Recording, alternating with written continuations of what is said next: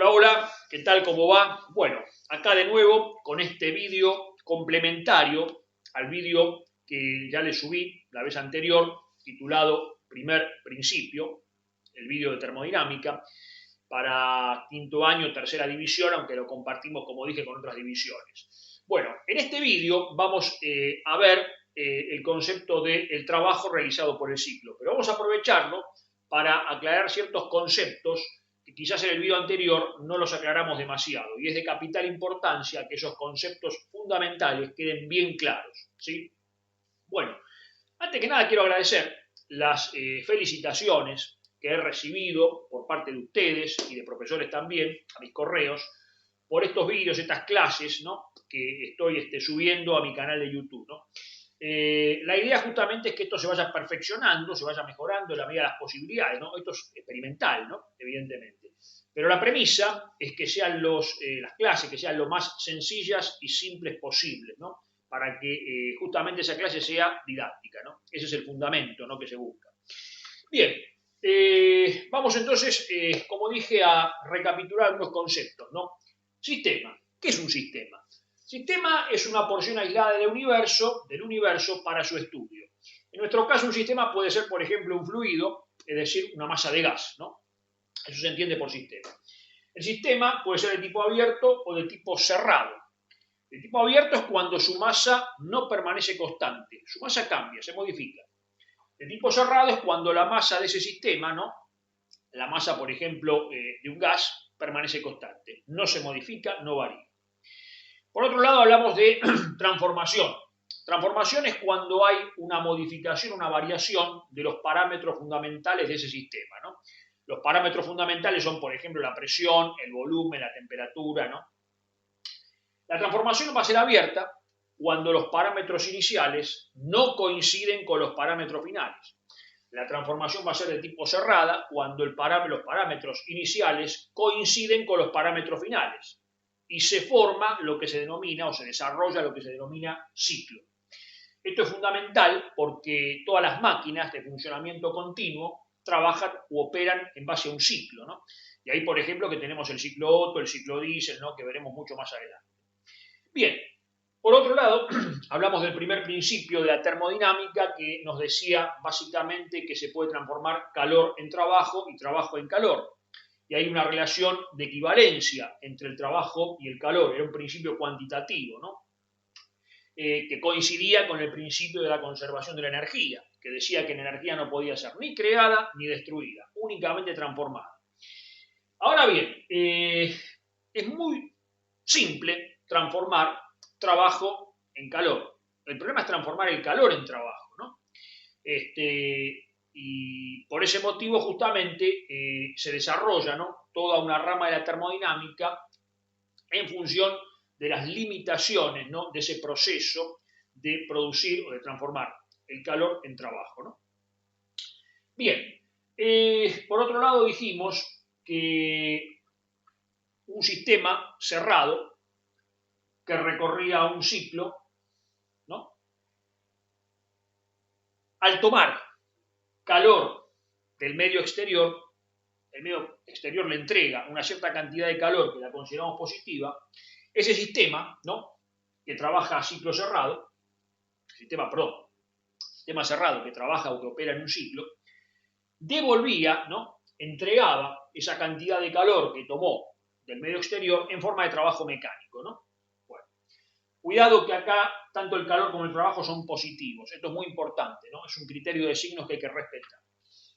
Y acá hay un tema, había dicho yo, que este primer principio era medio engañoso, porque uno puede pensar que todo el calor se transforma en trabajo, ¿no? Pero no es así, justamente por esta dificultad que les acabo de decir, de transformar el calor en trabajo.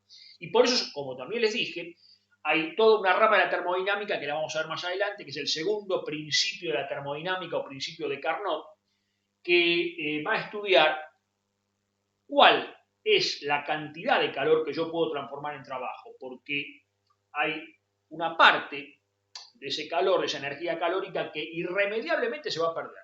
Es decir, no la voy a poder utilizar y la voy a terminar perdiendo. De hecho, las máquinas térmicas son las peores máquinas que se pueden construir desde el punto de vista del rendimiento energético, ¿no?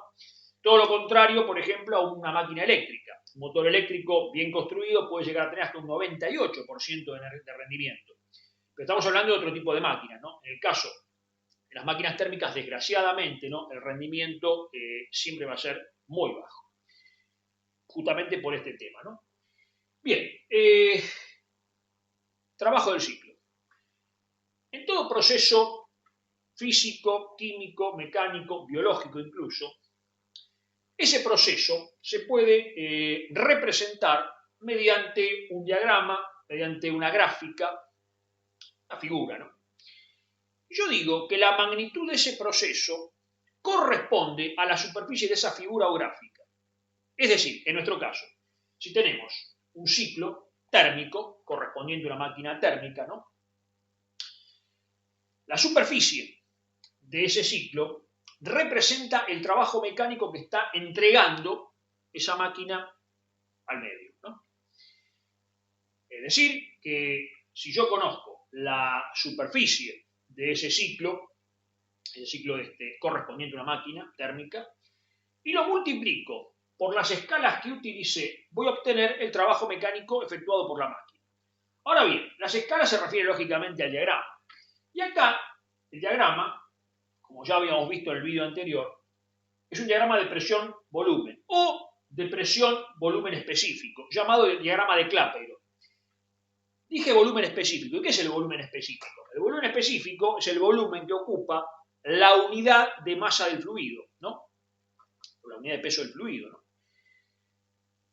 En consecuencia, si yo tengo la superficie del ciclo en centímetros cuadrados, por ejemplo, y la multiplico por la escala de presión, que va a ser lógicamente una relación entre unidades de presión y unidad de longitud, por ejemplo, kilogramo fuerza sobre metro cuadrado, unidad de presión sobre centímetro, y la multiplico a su vez por la escala de volumen específico, metro cúbico sobre kilogramo masa sobre centímetro, haciendo las operaciones voy a obtener el trabajo.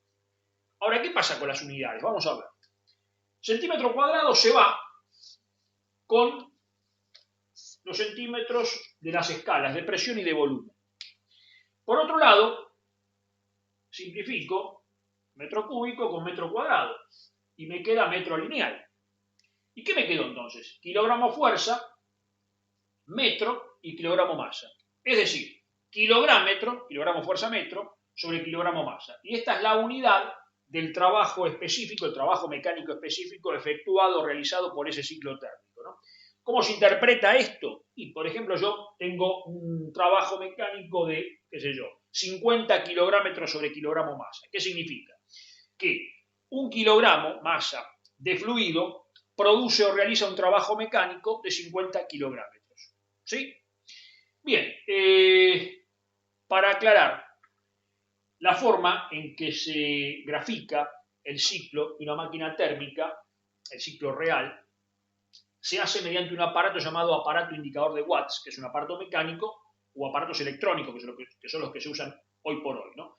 Pero ese tema corresponde a una materia que se llama Laboratorio de Ensayo de Motores, que viene en sexto año, ¿no? Que sería, vamos a decir, la aplicación práctica de la termodinámica, que vemos en este año, en quinto año, a nivel teórico.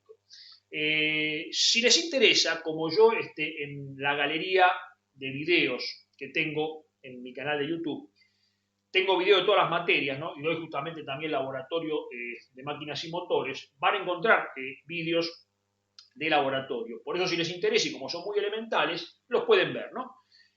Bueno, por ahora esto es todo y nos estamos viendo en un próximo vídeo. Como siempre, gracias por estar.